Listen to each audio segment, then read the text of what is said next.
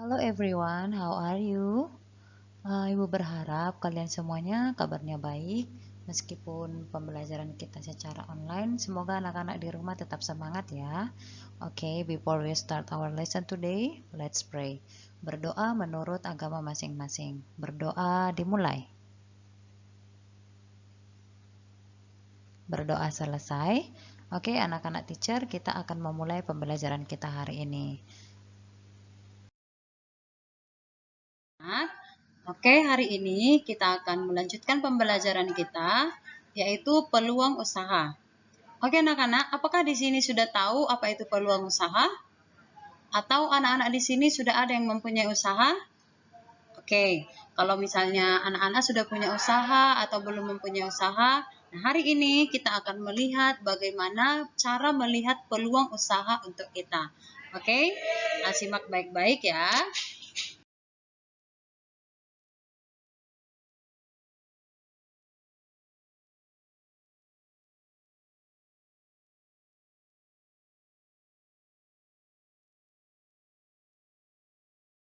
Baik, Ibu akan menjelaskan tentang peluang usaha. Oke, kita baca sama-sama ya. Peluang usaha adalah kesempatan yang dimiliki seseorang untuk mencapai tujuan. Nah, tujuan itu bisa berupa keuntungan, uang, atau kekayaan dengan cara melakukan usaha yang memanfaatkan berbagai sumber daya yang dimiliki. Nah, jadi di sini adalah kejelian seseorang untuk melihat peluang atau kesempatan untuk membuat usaha. Tetapi kita harus memiliki sumber daya. Misalnya dari segi uang kita juga harus memiliki, kemudian juga pengetahuan. Jadi kita tidak melulu hanya memikirkan keuntungan saja, tapi modal kita tidak ada. Jadi yang pertama kita lakukan adalah mempersiapkan modal kita dulu, baik itu uang maupun pengetahuan yang kita miliki, yang kita tuangkan nantinya setelah kita melihat ada peluang usaha. Nah, kita mewujudkan itu dengan membuat usaha kita sendiri. Sekarang anak-anak, coba perhatikan di dunia zaman sekarang yang semakin canggih, kita itu tidak perlu melihat pasar yang begitu luas seperti misalnya di Ranai. Itu pasarnya lumayan luas ya. Kita harus mencari lahan, kita harus mencari tempat untuk kita bisa berjualan misalnya. Nah, sekarang kita hanya bermodalkan layar handphone saja, tapi pasar kita lebih luas dari pasar yang kita lihat sehari-hari misalnya di Ranai. Oke, kita hanya modalkan handphone saja, hanya berapa sentimeter, tapi pasarnya sangat luas, jangkauannya juga sangat luas. Nah, artinya apa? Itulah salah satu modal pengetahuan tadi. Kita bisa melihat peluang usaha itu dengan menggunakan teknologi yang kita punya seperti handphone.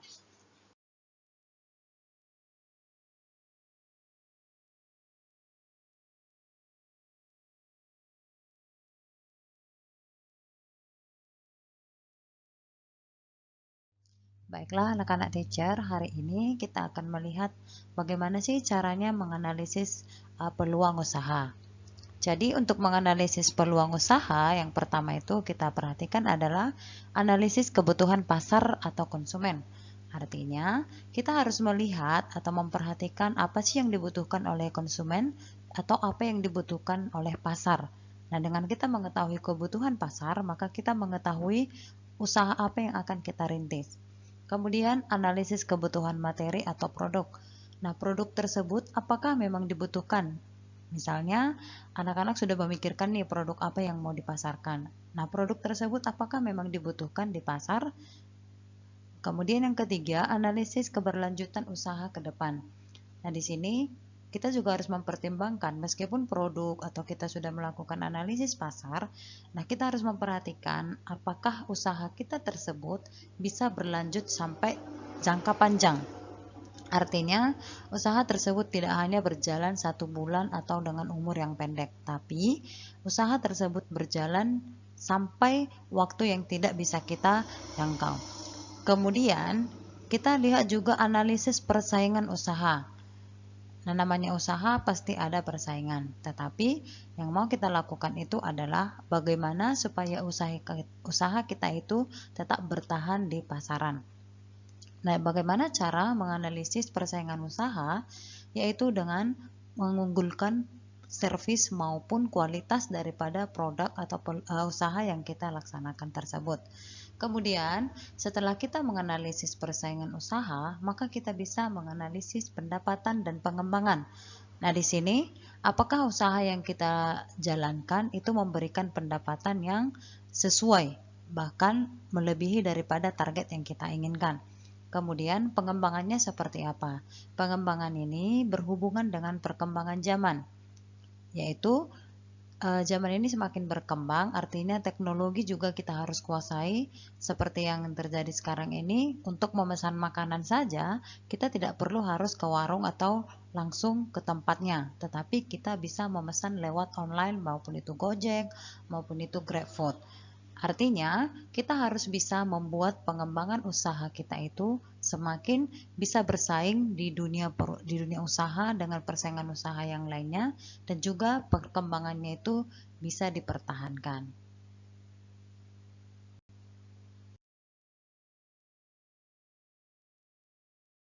Sekarang saya akan menjelaskan tentang servis. Saya pikir di sini semua anak-anak sudah tahu apa itu namanya servis ya, yaitu pelayanan. Nah, kalau kamu membuat suatu usaha atau kamu menjadi seorang wirausaha, yang harus kamu miliki tersebut pertama adalah servisnya. Nah, kenapa harus servis? Kamu bayangkan saja jika kamu menjadi seorang konsumen atau menjadi seorang pelanggan, maka yang kamu butuhkan itu adalah servis daripada orang yang ingin kamu beli sesuatu daripada mereka. Artinya ini bukan hanya pelayanan yang seperti kita, misalnya apa yang kita butuhkan mereka layani, bukan hanya sekedar seperti itu ya, tetapi servis di sini adalah mereka bisa memenuhi kebutuhan kita, mereka juga bisa memenuhi komentar, misalnya kita memberikan masukan kepada mereka, kita misalnya mengeluh tentang produk yang kita pakai, dan mereka bisa mengatasi hal tersebut. Nah, selain itu, hal sederhana yang mungkin bisa kita lakukan untuk servis ini adalah yaitu pelayanan prima, yaitu dimulai dari keramah tamahan kamu ketika pelangganmu datang, kemudian kamu memberikan senyuman, kamu juga menyapa mereka dengan ramah. Biasanya kalau misalnya nih kita pergi ke swalayan atau ke mall atau ke toko, yang mereka tanya itu adalah apa yang bisa saya bantu? Can I help you? Nah, misalnya seperti itu. Kalau kita misalnya pergi ke kantor-kantor pelayanan pun, mereka akan bertanya, ada yang bisa saya bantu? Nah, artinya di sini apa? Itu pelayanan itu sangat penting. Kita pergi ke kantor pelayanan berarti kita mengharapkan pelayanan dari mereka itu memberikan yang terbaik. Dan kebutuhan kita juga terpenuhi dan kita bisa mendapatkan apa yang kita butuhkan dari orang tersebut.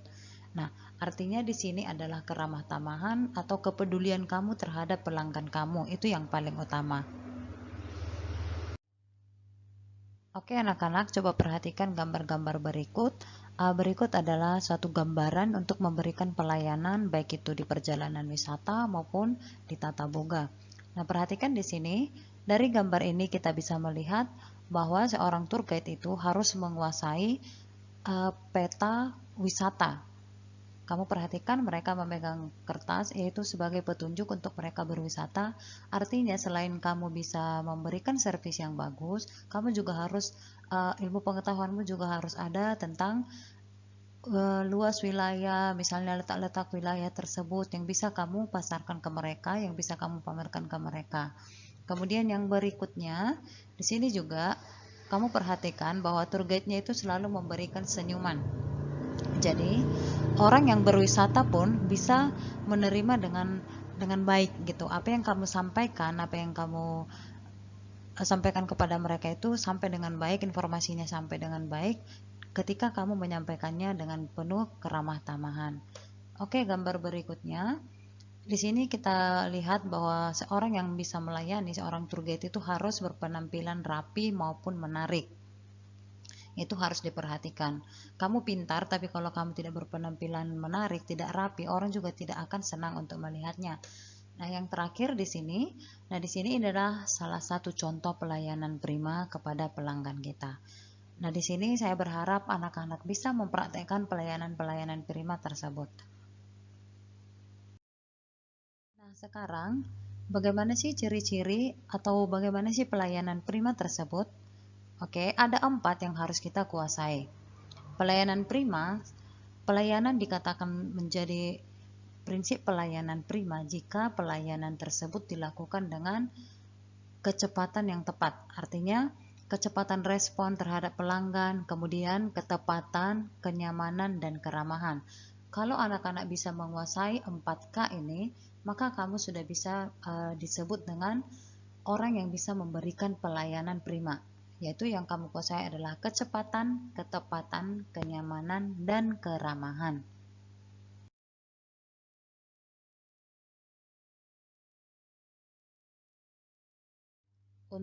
Untuk lebih jelasnya, berikut adalah pelayanan prima yang bisa kita praktekkan, yaitu yang pertama, memberikan sapaan ramah. Nah, memberikan sapaan ramah ini bisa dengan senyum, kamu bisa menyapa mereka, misalnya nih, mereka datangnya pagi, maka kamu ucapkan sapaan pagi, kemudian atau siang atau sore. Kemudian berikan batasan waktu pelayanan. Nah, pelanggan tidak menyukai kalau misalnya kamu selalu mengikuti mereka, misalnya di belanja, kamu mengikuti mereka dari pintu sampai kemanapun dia memilih-milih barang, kamu ikutin terus. Artinya kita memberikan batasan waktu pelayanan. Kita tidak boleh terlalu lama untuk melayani seseorang, karena apa? Yang lain juga membutuhkan pelayanan. Kemudian yang berikutnya adalah pengetahuan dan keterampilan. Nah, di sini pengetahuan ini yang pertama atau di awal sudah Ibu ingatkan bahwa pengetahuan itu sangat penting. Jika kamu ingin melayani pelanggan kamu, maka kamu juga harus kamu harus mengetahui tentang apa sih produk tersebut, tentang apa sih jasa yang kamu layankan kepada mereka. Kemudian keterampilan ini bisa juga keterampilan dalam berbicara, dari masalah intonasi, kejelasan berbicara. Nah, kemudian apalagi responsif dan reaktif. Responsif ini ketika misalnya pelanggan kamu memiliki keluhan atau pelanggan kamu mengajak kamu berkomunikasi. Nah, respon kamu itu harus selalu positif. Misalnya nih, kamu punya masalah di rumah, tapi kamu bawa-bawa ke kerjaan, itu tidak boleh. Kamu harus selalu memberikan respon yang positif. Meskipun misalnya nih pelanggan kamu itu agak jutek, agak kurang sopan berbicara, tapi kamu harus selalu memberikan respon yang positif. Kemudian yang berikutnya adalah perhatikan penampilan. Ini udah Ibu tekankan tadi bahwa penampilan itu sangat penting. Tidak perlu kamu memakai aksesoris yang mahal, yang mewah, tetapi yang penting adalah pakaian bersih, rapi, rambut disisir atau bagi perempuan mungkin akan diikat seperti itu. Kemudian perhatikan kebersihannya. Bagaimana mungkin seorang pelayan di bagian jasa tidak berpenampilan dengan rapi. Kemudian yang berikutnya adalah lakukan survei dan evaluasi. Nah, di sini kita tidak perlu takut misalnya kalau pelanggan kita memberikan komentar yang jelek. Nah, justru kalau ada orang yang memberikan komentar seperti itu adalah pedoman kita untuk memperbaiki pelayanan kita ke hari-hari berikutnya. Jadi, survei dan evaluasi ini sangat penting untuk kita untuk memberikan pelayanan yang lebih baik lagi. Oke, mungkin sampai di situ penjelasan Ibu tentang peluang usaha dan pelayanan prima. Nah, yang berikutnya yang menjadi tugas kita adalah kalian akan membagi kelas menjadi 4 kelompok. Nanti ini akan kita praktekkan di kelas, membagi kelas menjadi 4 kelompok. Jadi, masing-masing kelompok akan menampilkan pelayanan prima. Ibu akan menilai nanti seperti apa sih pelayanan prima yang kalian pahami dan bisa kalian praktekkan di kelas.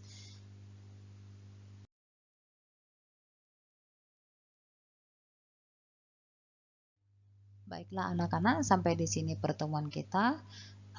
Untuk tugas-tugas yang Ibu berikan, semoga anak-anak bisa mengerjakannya dengan benar dan tepat waktu untuk pengumpulannya. Oke, bye-bye.